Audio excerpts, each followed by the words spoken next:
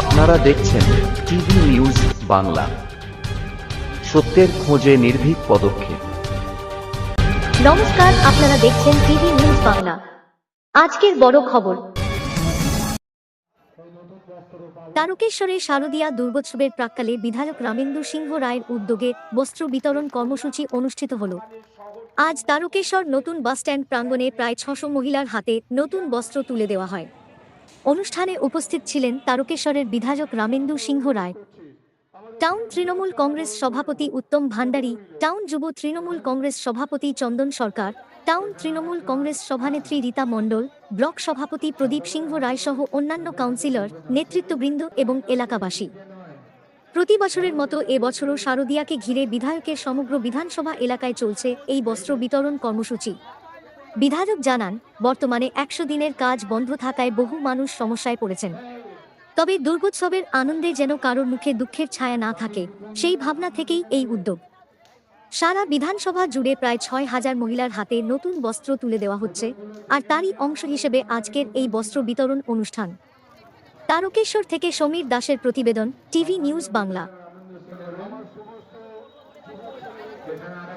শারদ উৎসব বাঙালির সবচেয়ে বড় উৎসব। এই উৎসবে ৪ দিন বাংলার মানুষ মেতে থাকে। মানুষ, আমার বিধানসভা অনেক ১৫টা গ্রাম পঞ্চায়েত আছে, একটা আমাদের টাউন। তা দীর্ঘ ৪ বছর ধরে কেন্দ্রের বিজেপি সরকার ১০০ দিনের কাজ বন্ধ করে রেখেছে। এই ১০০ দিনের কাজ যদি মানুষ পেত, পুজোর সময় তারা তাদের অ্যাকাউন্টে ৮-১০ হাজার টাকা করে পাচ্ছিল। সেটা দীর্ঘ ৪ বছর ধরে কেন্দ্রের বিজেপি সরকার কাজ বন্ধ করে রেখেছে। এই পুজোর মুখে বাড়িতে ছোট ছোট ছেলেমেয়েরা আছে, তাদের জামা কাপড় কেনার পর দেখা যাচ্ছে গৃহকর্তা গৃহকর্ত্রী তাদের আর একটা নতুন বস্ত্র হচ্ছে। তাই ২০২১ সালে আমাকে এখান থেকে এই মানুষেরাই ভোট দিয়ে নির্বাচিত করেছে। আমি ৪ বছর ধরে আমার সমস্ত নেতৃত্ব, এখানে উত্তম ভান্ডারী আছে, চন্দন আছে, রীতা আছে, পূজা আছে, কাউন্সিলররা সবাই আছে, ভাইস চেয়ারম্যান প্রবীর আছে, সবাই আছে। এদেরকে নিয়ে এই কয়েক বছর পুজোর প্রাক্কালে বেশ কিছু মানুষকে আমরা এই বস্ত্র তুলে দিই। কারণ মহাষ্টমীর ২টি পূজা, একটা মহাষ্টমীর পূজা, একটা সন্ধি পূজা। এই পূজাতে মানুষ নতুন বস্ত্র পরে তারা মায়ের পায়ে অঞ্জলি দেয়। তা এই নতুন বস্ত্র তুলে দিয়ে এনাদেরকে বললাম যে আপনারা নিজের মঙ্গল কামনা করবেন, পরিবারের মঙ্গল কামনা করবেন, আর একটা অতিরিক্ত ফুল মায়ের পায়ে দিয়ে মাকে বলবেন বাংলার মেয়েটা যেন ভালো থাকে। এই মেয়েটা আর কেউ নয়, আমাদের মুখ্যমন্ত্রী মমতা বন্দ্যোপাধ্যায়। তিনি ভালো থাকলেন, বাংলা ভালো থাকবে। ২৫ থেকে ৫৯ সব মহিলারা তারা লক্ষ্মীর ভাণ্ডারের আওতায় এসে তারা সমৃদ্ধ হবে।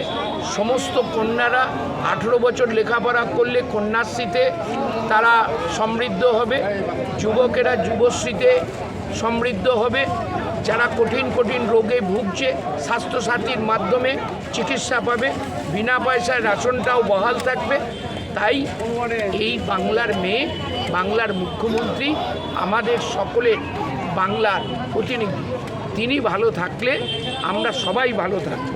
তাই এনাদেরকেই নতুন বস্ত্র তুলে দিয়ে বললাম নিজের বাড়ির জন্যে প্রার্থনা করার পর বাংলার মেয়েটার জন্যে একটা ফুল অঞ্জলি দেবেন। বিধায়কের সাথে সাথে আপনি জেলার একজন সভাপতি, এই শারদীয়া এই প্রাক্কালে এলাকাবাসীকে, নাগরিকদের উদ্দেশ্যে কী বার্তা দেবেন? আমি প্রত্যেককে শারদ উৎসবের প্রণাম জানাই, ছোটদের স্নেহাশিস জানাই, সমবয়সীদের অনেক অনেক অভিনন্দন। বাঙালির শ্রেষ্ঠ পূজা এই দুর্গা পূজা, খুব আনন্দ করুক। হিন্দু ধর্মের এই পূজা হলেও হিন্দু ধর্মের মানুষেরা তিথি নক্ষত্র মেনে পূজা দেবে, কিন্তু ওই পূজা প্রাঙ্গণে আমি সকল ধর্মের মানুষকে বলবো আসুন। কারণ আমাদের মাননীয় মুখ্যমন্ত্রী বারবার বলেন বিশ্বাসে ধর্ম যে যার, কিন্তু ধর্মকে কেন্দ্র করে যে উৎসব সেটা হচ্ছে সবার। আর শারদ উৎসব বাংলার সমস্ত ধর্মের, সমস্ত বর্ণের মানুষের। তাই এই 4 দিন সকলে মিলে মিশে একাকার হয়ে ভ্রাতৃত্বের বন্ধন সুদৃঢ় রেখে যেন এই পূজায় মেতে উঠি।